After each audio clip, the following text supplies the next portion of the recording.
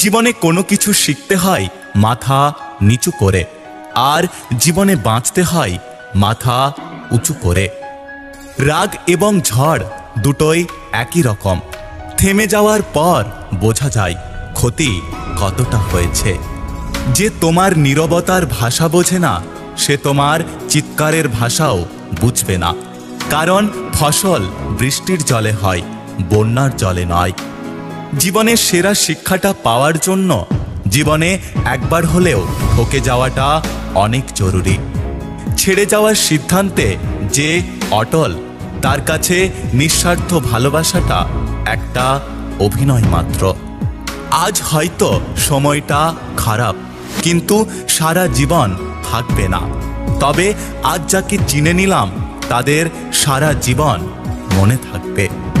কারো সম্বন্ধে পুরোপুরি না জেনে কখনো কিছু বলা উচিত নয়, কারণ আপনার একটা মিথ্যে কথা তার জীবনে অনেক বড় ক্ষতি করতে পারে। সেই মানুষটা সব থেকে বেশি কষ্ট দেয়, যে সবসময় বলতো তুমি কষ্ট পেলে আমার পৃথিবীটা অন্ধকার হয়ে যায়।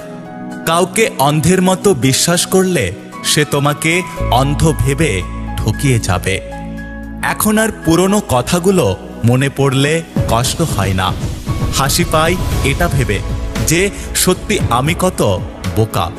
তাই তো তোমার মতো একজনকে ভালোবেসেছিলাম। একটা কথা কি জানো তো, কাউকে কাছে টেনে নিয়ে অবহেলা করার চেয়ে ফিরিয়ে দেওয়া অনেক ভালো। মুখে মুখে আপন তো অনেকেই বলে, কিন্তু কে আপন আর কে পর সেটা শুধু সময় বলে দেয়। তোমাকে হারানোর ভয়ে যে মানুষটা নিজের চোখের জল ঝরায়, সে তোমাকে সবচেয়ে বেশি ভালোবাসে। বর্তমান সময়ে সবচেয়ে কঠিন কাজ হলো মানুষকে বুঝতে পারা। কারণ কে সত্যি বলছে আর কে অভিনয় করছে, সেটা এখন বোঝা খুব কঠিন। যাকে ভেবে তুমি প্রতিদিন ভেতরে ভেতরে শেষ হতে থাকবে, একদিন সেই বলবে, কে বলেছিল আমার জন্য নিজেকে শেষ করতে। কাউকে সহজে আপন করা যায় না, আর একবার কেউ আপন হয়ে গেলে তাকে জোর করে পর করা যায় না। খারাপ সময়টা হয়তো অতীত হয়ে যাবে, কিন্তু খারাপ ব্যবহারটা কখনোই অতীত হবে না। পাতা ঝরার আগে পাতার রং বদলে যায়, ঠিক তেমনি মানুষ বদলানোর আগে তাদের কথা বলার ধরন বদলে যায়। একটা কথা কি জানো তো, মানুষ চেনা শুরু করলে আপনজনের সংখ্যা কমতে থাকবে।